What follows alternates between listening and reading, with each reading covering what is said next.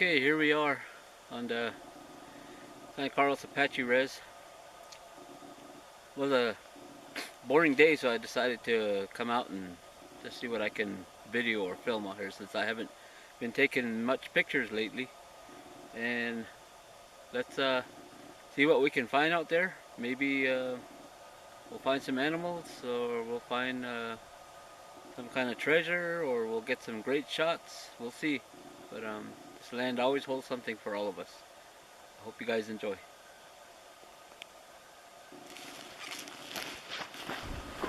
Okay, we've come about a mile from the truck, coming to the edge of the San Carlos River, and it's a pretty big drop off, about 1,500 feet.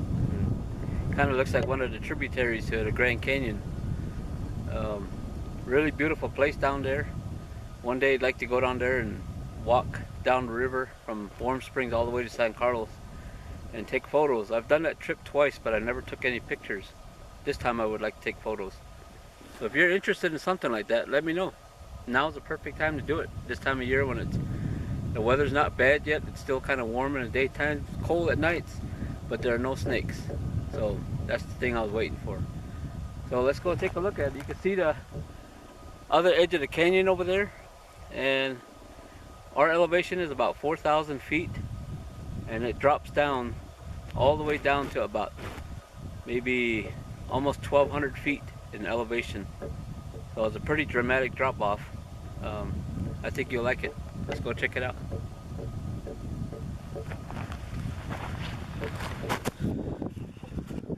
Okay, we made it to the edge of the canyon. As you can see, it's quite a ways down. Deep canyon, not really that far across from top to top. And this is the San Carlos River. Go check it out to see what it looks like. So as you walk to the edge, hopefully you're not afraid of heights, because it's over 1,000 feet to the bottom.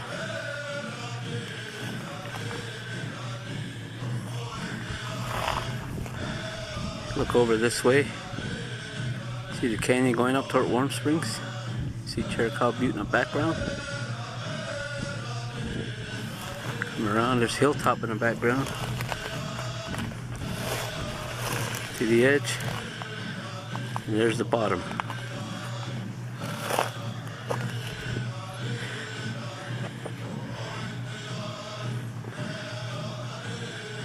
It is a long ways down. It's at least 1,200 feet to the bottom. Hopefully you're not afraid of heights. I know I'm not. So let's get right on the edge.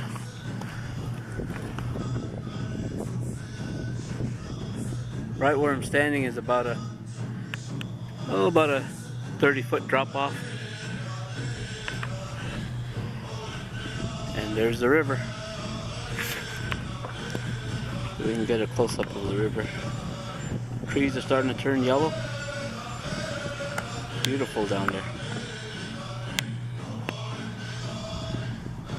Gorgeous.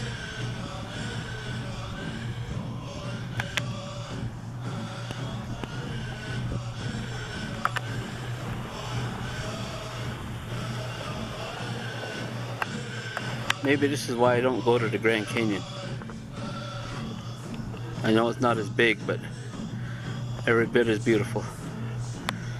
Now sometime, hopefully in the next couple of weeks, I'd like to take a trip down the river. There are some beautiful waterfalls like this one. This is one of the small ones.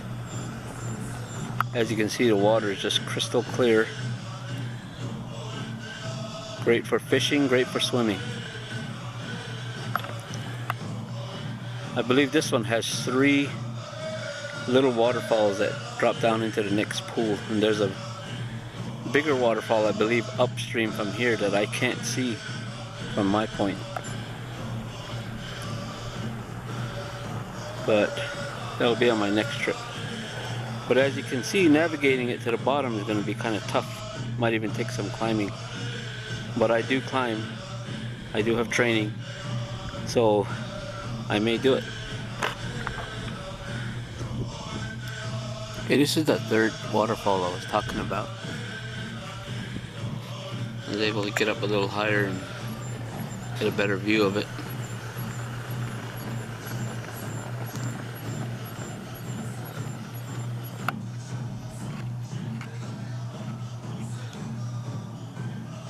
Makes for some great pictures. Pretty big pool it flows into. That pool has a lot of fish. Or it used to. Because they can't get up that waterfall.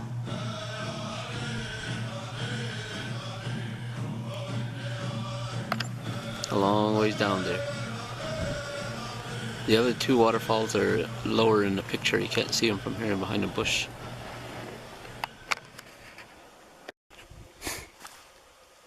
As you can see here, I found a piece of an old grinding stone.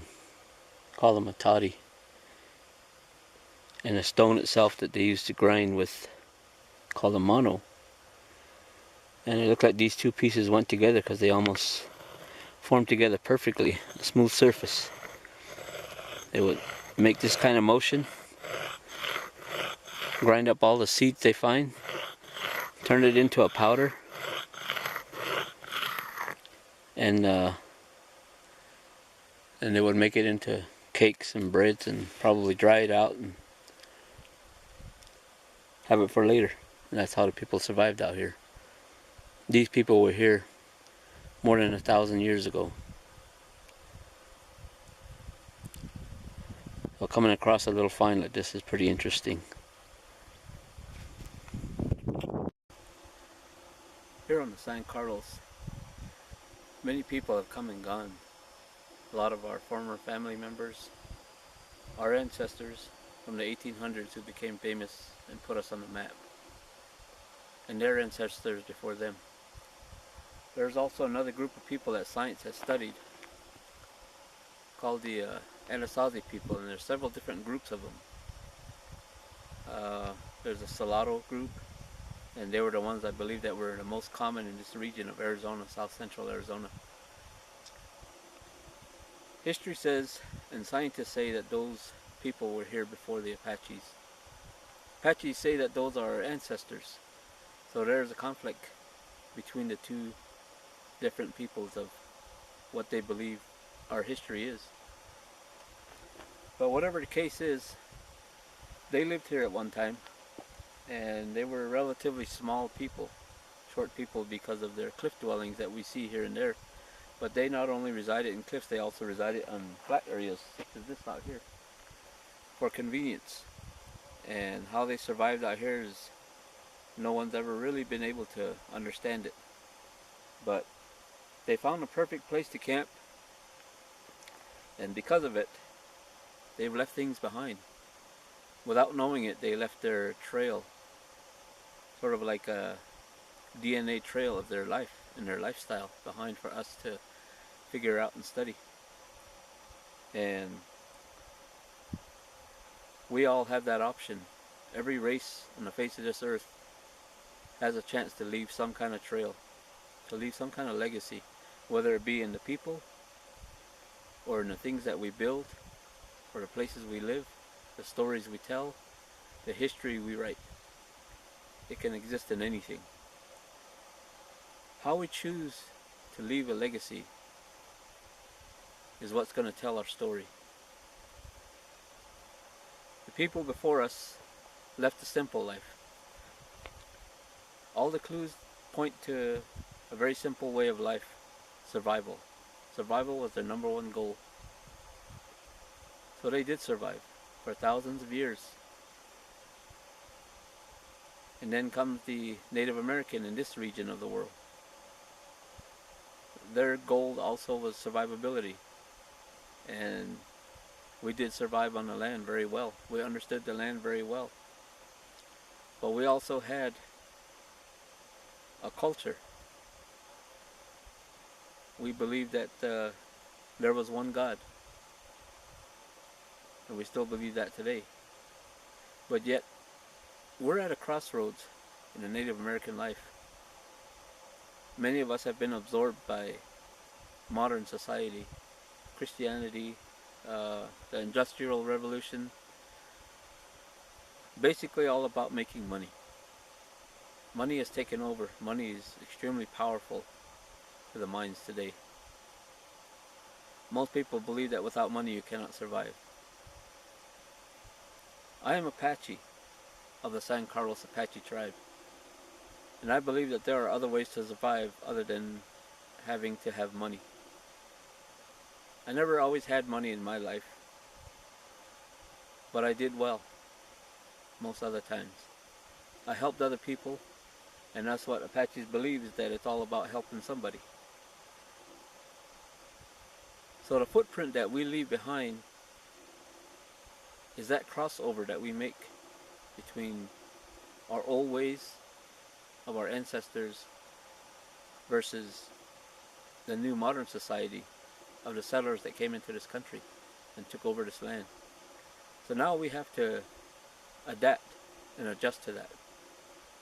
So it's an ever-changing world, and we change with it. Our change comes much faster. The Earth's change is a lot slower. It can take hundreds of thousands of years, millions of years, for change to come. In the human world, in man's world, change can come in one generation, about 35 years.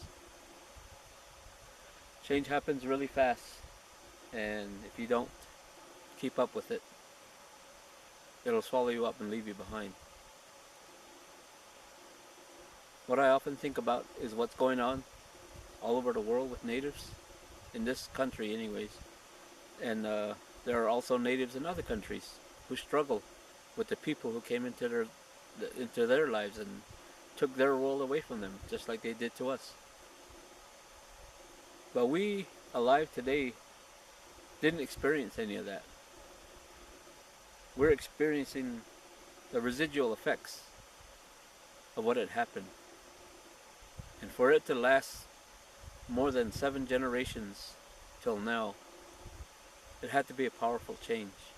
It had to be a drastic change. And we're still trying to adapt. So how we all adapt to that is up to us. More importantly, what we leave behind as our legacy is what should matter the most. Not just to our offspring and our descendants, but for the next world to come along. Protect this Mother Earth. Respect it. Take care of it. She'll take care of us.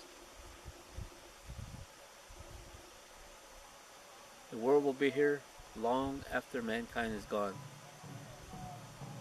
And there may be another group to come along. The skies, the heavens, they're all around us. The stars, what we now know as planets, constellations, universes, stars, asteroids. This group of mankind has learned a lot. So how we decide to leave this world for the next group to come along is in our hands. It's not going to happen today. It won't even happen in the next 10 years. But it may happen in the next few lifetimes, which is a very short span of time. Mankind has become the most destructive animal on the face of this earth ever to come. Is that what we want to leave behind? I certainly hope not. I'm Apache. I have my beliefs. My belief is to respect Mother Earth, and that there is one God that watches over all of us. Only one. He's the God I pray to. He's the one that I connect to when I'm out here. He's the God that made that mountain. He's the God that made this ground, the plants, the sun, the sky, the stars. He created everything. We have no power over that. None. All we have power over is what we leave behind and how we live our lives now. So let's try to leave a good world behind for the next group to come around. And let them learn of our story. And let it be a good one. My prayers go out to everybody. I hope you all have a great day. And as the day comes to an end, I told a friend of mine one time, a very dear friend, when the sun sets and the horizon darkens from the east, which is this way, the horizon starts to disappear. The night sky becomes one with the dark earth. And it encloses us like a circle all the way around. Until finally, when it's late enough, there's no more horizon. The world has become one. The world has gone to sleep. And the world will start again tomorrow. Whether we're here or not. Let's leave a good world behind. I hope you enjoyed this video. I went to a few places. Videoed a couple of things, a couple of animals. So explore this land, learn it. It teaches you a lot. It also comforts you. It's a beautiful place.